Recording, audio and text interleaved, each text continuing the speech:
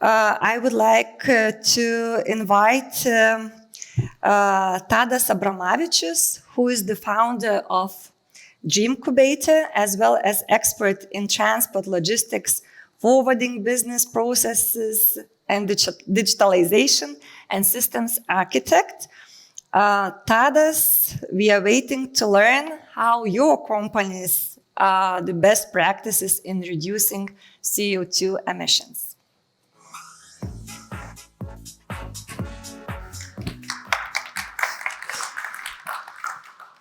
Hi guys. Actually, I'm really surprised that so many of you are here. No, I'm just kidding. Well, that means that CO2 is not interesting to anybody and nobody wants to reduce it.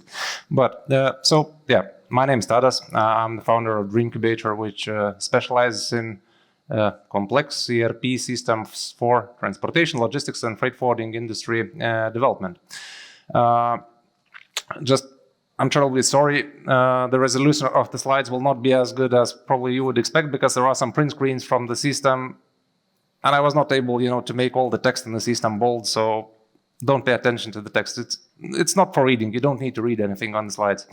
My goal today is to expand your thinking of how could you use modern software solutions for,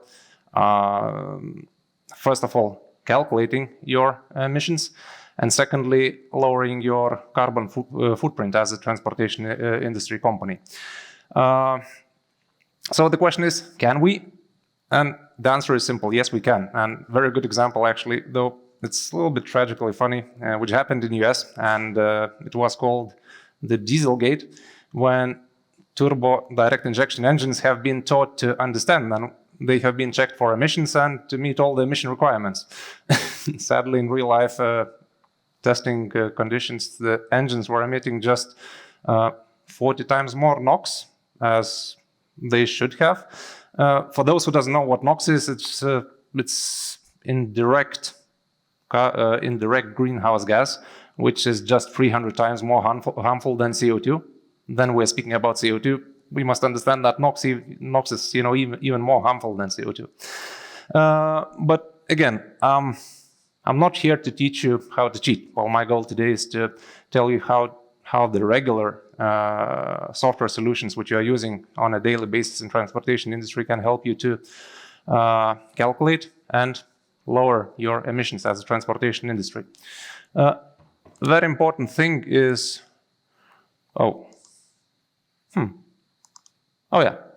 this is a slide. So very important thing which you need to know that up to now,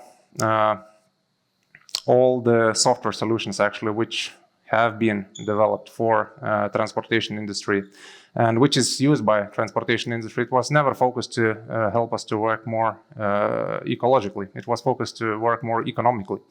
And that means, actually the fun fact is very specific functionality of the present fleet management systems, which usually most of the transportation companies are using, which is called the eco driving. It was never intended and it was never created to be more ecological. Actually, it was first of all created to be more economical, because doesn't matter, how stupid it sounds, but well, if you use less fuel while going 100 kilometers, that means you're emitting less CO2. So, but it was just an accident, because, well, first of all, the eco driving was created for transportation industry to be more economical, not ecological. Though it has a big, this big factor for ecology. And only now the real changes should start to happen, considering the fact that the EU-wide implementation of the carbon emission regulations is starting. So this should be the catalyst of the changes which we'll be seeing in the, some years in front of us. So today I will be trying to give you some examples about the most commonly used tools, the fleet management system and the ERP of the transportation companies, and how we could use those tools to calculate and lower our emissions. Don't forget one very important thing is, first of all, if you want to fight the emissions, you must understand how much your trucking business, well, if you're working in the trucking business, how much your trucking business emits. And I will be repeating 2 sentences today, which I would suggest you to remember. It's very simple thing. You cannot manage what you cannot measure, or you cannot fight what you cannot see. So first of all, we need to measure and we need to see what we emit. Fleet management. Slide, where you can see that the route is planned. There are 2 types of the routes. Probably everybody knows how the fleet management system looks like, and it's not really complex thing. The main functionality of the fleet management system is just to connect all the units of the fleet which you own with the fleet managers or the transport managers or dispatchers. Well, this is the same. Can this software be used to calculate and lower your emissions? Well, hell yes, it can. The first step which you need to make, first of all, is actually to calculate what are your emissions of your trucks when they are going loaded or without the load, because, well, you have all the data needed to calculate this. And when you have all the emissions calculated of your trucks, the second thing which you can do, you can expand the functionality of your fleet management system. And instead only of showing the fastest route, the shortest route, the optimal route, what you can do is you can also add the most ecological route. At this point, we can see the route from Milano to Hamburg with electric train, and we can compare the emissions. That it's way way less pollutant than going straight with the truck. If you will ask, well, do we need those functionalities? Most of you will say no, we don't, because, well, customers are not paying us extra money usually for the things that just because we have newer trucks or we emit less. But at the end, the reality is it's pretty harsh. In the near future, which is actually happening right now, you should actually be seeing already that you are not able to onboard the big customers because, well, they are asking you the sustainability reports, and they are asking you, so how are you in line with the green course, and how are you lowering your emissions? So this is one bad thing. But the next bad thing is that the banks are asking for the same things, and they are not lending you the money to buy the trucks if you're not having the sustainability reports, or you are not in line with the EU green course. Then ERP. I believe everybody knows what the ERP is. So this is the example of actually some print screens where you cannot see anything because of the resolution.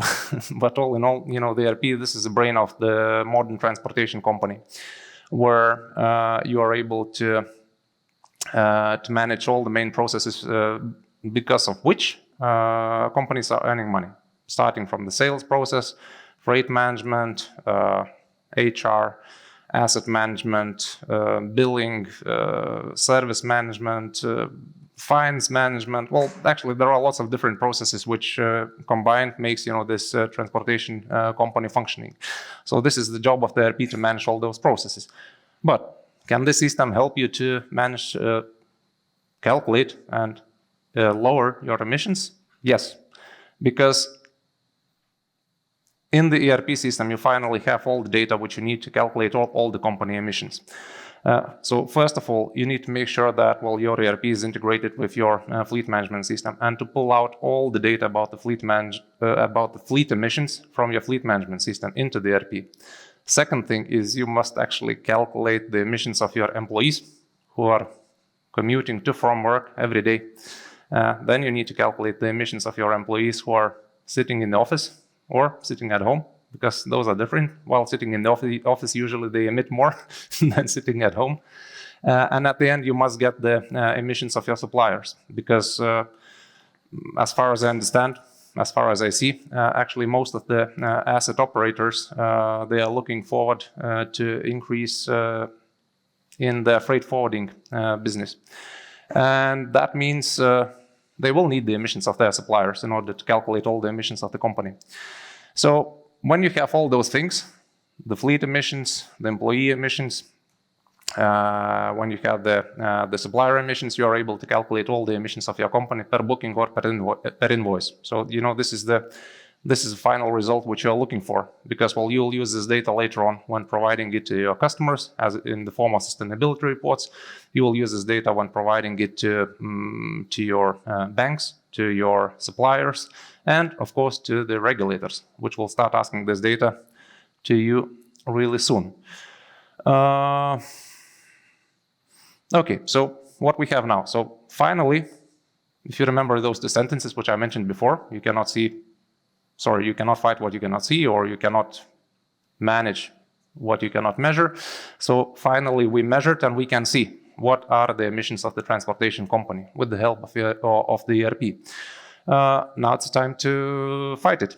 And there are different ways how to fight the emissions. One of the most popular ones now is probably the offsetting. If you don't know what the offsetting is, it's very simple, paying for something that compensates the emissions which you produce. One of the most popular offsetting plans is reforestation of the Brazilian rainforests, which actually everybody calls, people are speaking that Brazilian rainforests are the lungs of the universe. All good. I'm for that. Well, if we can pay money to reforestate Brazil, good. But I'm pretty sure that European regulators, they will give the question. Okay, guys, nice. You are growing some trees in Brazil, fine. But you know what? Well, maybe you should grow some trees in France, in Germany, in Italy, where we are polluting most.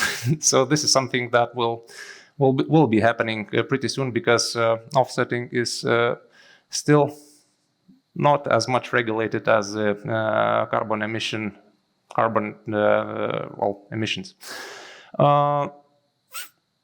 So yeah. Finally, I gave you 3 examples of how you could measure and how you can tackle your emissions. One of them is bad, don't use it. It was funny though. I mean, with Dieselgate scandal, how the guys used software to lower the emissions. It was good. The other 2, those examples are really good. I suggest considering looking into them and at least starting to calculate what you emit, because this is the first step which you need to make.